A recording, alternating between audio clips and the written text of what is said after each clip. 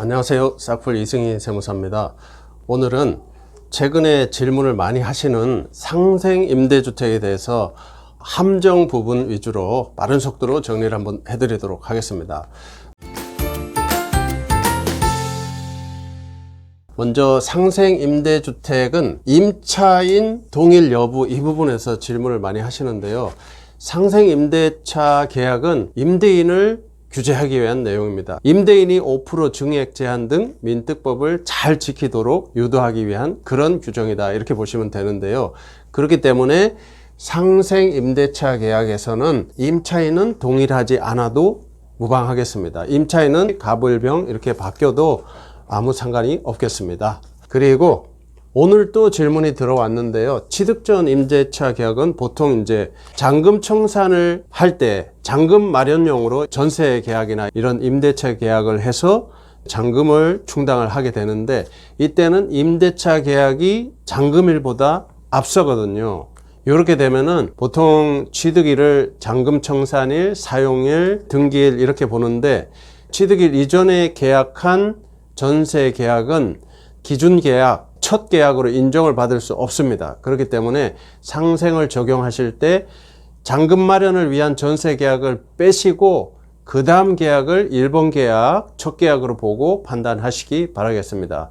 보통 입주장에서 업무를 보시는 부동산 관계분들이 이 점을 많이 간과하는 것 같습니다. 그래서 취득 전 임대차 계약이 첫 계약이 아니라는 점, 첫 계약이 될 수 없다는 점 각별히 주의하셨으면 좋겠습니다. 그리고 세 번째로 많이 질문하는 내용은 임차인 조기 퇴거입니다. 상생계약 2년을 채우면은 양도세 비과세를 받을 수 있는데, 근데 임차인이 개인 사정으로 2년을 다 안 채우고 나가겠다고 한 겁니다. 붙잡을 수도 없고 개인의 사정이니까 어쩔 수가 없습니다. 임대인은. 이럴 때는 2년을 못 채우고 가령 1년 반 이렇게 남겨두고 퇴거하는 경우에는 상생이 원칙적으로는 적용이 안 되겠습니다. 이때는 어떻게 해야 될까요? 임대인 입장에서는 이 첫 계약은 잘 했는데 상생 계약에서 임차인의 사정으로 삑사리가 나게 생겼습니다. 이때는 이렇게 이해하시면 되겠습니다. 군대에 가신 분들 육군으로 1년 반 근무하시고 그 다음에 해군으로 또 6개월 근무하시고 이렇게 되면은 군 복무는 통산해서 2년이 됩니다. 그렇기 때문에 상생에서도 똑같은 개념으로 A 임차인한테 임차를 했습니다. 그리고 나서 이분이 1년 6개월 조기 퇴거를 했어요. 그럼 일단 상생은 안 되는 거죠. 그렇지만 이 상생 임대차는 앞서 말씀드린 대로 임대인이 5% 증액 제한 등 민특법을 잘 지켜서 2년을 버티면 되거든요. 그러면은 8번째 내용이 되겠습니다. 이때는 새로운 임차인을 빨리 구하셔서 나머지 6개월을 채우시면은 상생 임대차에서 2년을 채우실 수가 있겠습니다. 제가 상생 임대주택의 포인트를 정리해 드리겠습니다. 먼저 상생 임대주택은 한번 나왔다가 개선이 됐는데, 개선될 때 임대 개시 시점의 요건도 있었어요. 임대 개시 시점에 1세대 1주택자이고 공시가격 9억 이하 이 조건이 있었는데 이 부분은 없어졌습니다.